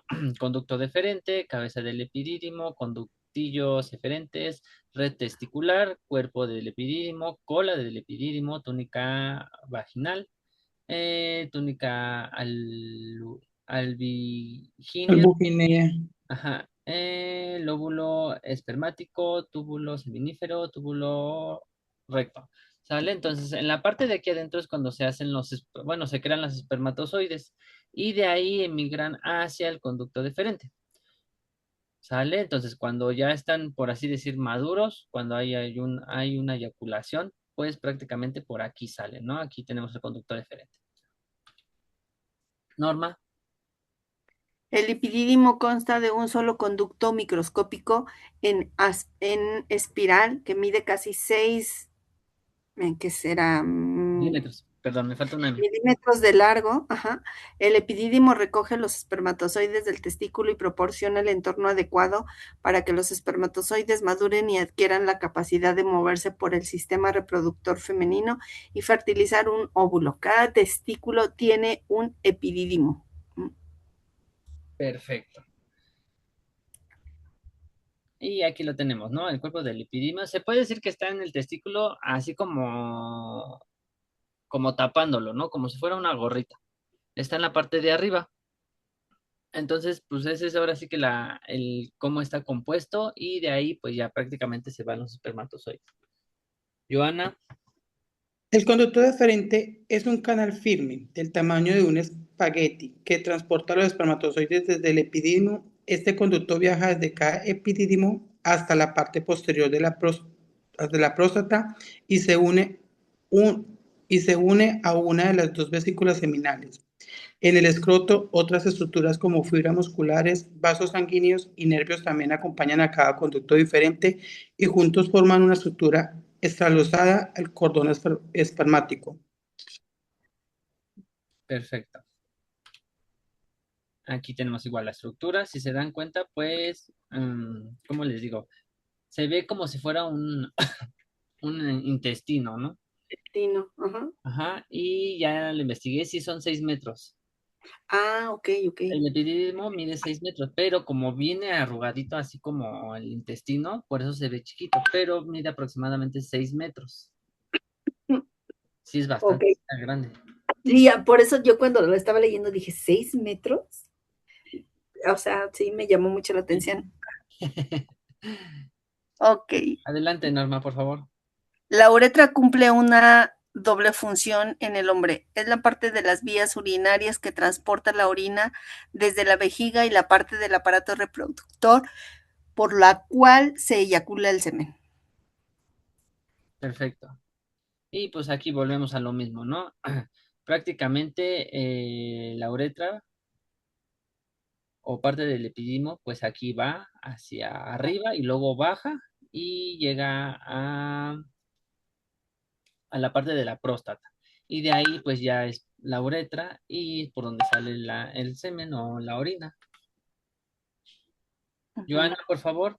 La próstata se localiza justo debajo de la vejiga y rodea la uretra, del tamaño de una nuez, aproximadamente de 2 por 3 por 4 centímetros. En hombres jóvenes, la próstata se agranda con la edad. Cuando la próstata aumenta demasiado de tamaño, obstruye el flujo de orina por la uretra y causa síntomas urinarios molestos. Perfecto. Aquí tenemos, disculpen que se ve medio borroso, pero es la vejiga. Tenemos la próstata y la uretra, que es el conducto que pasa en medio de la próstata. Norma, Las vesículas seminales situadas encima de la próstata se unen a los conductos deferentes para formar los conductos eyaculadores que cruzan la próstata. La próstata y las vesículas seminales producen un líquido que nutre a los espermatozoides. Este líquido suministra la mayor parte del volumen del semen y con él se expulsan los espermatozoides durante la eyaculación. El resto del líquido que forma el semen proviene de los conductos deferentes y de las glándulas de Cowper en la uretra. perfecto. Y pues son las vesículas seminales. Si se dan cuenta, son muy pequeñitas y están abajo de la vejiga. Joana, Sí. Todo el sistema reproductor masculino depende de las hormonas. Las hormonas son sustancias químicas que estimulan y regulan la actividad de las células u órganos. Las principales hormonas que contribuyen al funcionamiento del sistema reproductor masculino incluyen hormona folículo estimulante. La hipótesis produce FSH. La FSH es necesaria para la producción de espermatozoides. Hormona luteinizante. La hipótesis también produce LH. Esta hormona es necesaria para continuar el proceso de espermatogénesis. Testosterona. La testosterona es la principal hormona sexual masculina. Ayuda a desarrollar ciertas características como la masa muscular y la fuerza, la distribución de la grasa, la masa ósea y el deseo sexual, líbido. Perfecto. Bueno, pues prácticamente sería todo. Ay. Ya vimos estos temas. Ahorita no les voy a dejar tarea. Acaban de regresar de vacaciones para que no estén con presión. Que sigamos. Para que tengan un poquito de vacaciones. Entonces, pues prácticamente son estos dos temas de la clase de hoy. Nos faltan otros y hacemos repaso y hacemos examen, yo creo que dentro de 15 días más o menos. ¿Ok? ¿Sale? Entonces, ¿dudas, Ok. chicas? No, nos va a dar guía. Sí, Como... yo les voy a ir Sí, dando ok, ya, yo creo que un día antes del repaso, bueno, una ok. clase antes, y Ajá, ustedes la contestan, no me la dan, ustedes se la quedan y ya hacemos el para repaso repasar. un día antes bueno, una clase antes del examen. Ok. Listo. Perfecto. Bueno, chicas, Ok. entonces estamos en contacto. Que tengan buen inicio de semana, que les vaya muy bien y pues feliz regreso a clases. Igualmente, muchas gracias, Dios lo bendiga. Gracias. Cuídense, nos vemos, chicas. Gracias. Bye. Adiós.